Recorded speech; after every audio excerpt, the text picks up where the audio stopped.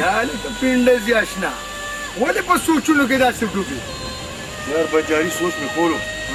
چې د کویدن په شپه خو بد شو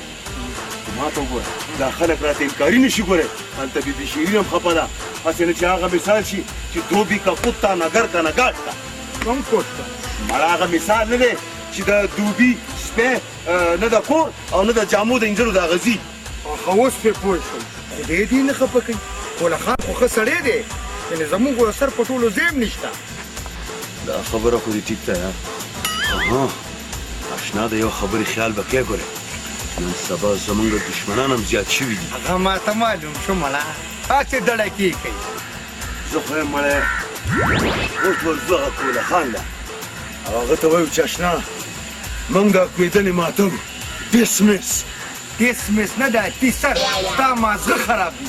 موږ به دواړه د خیره سره ودونه کوو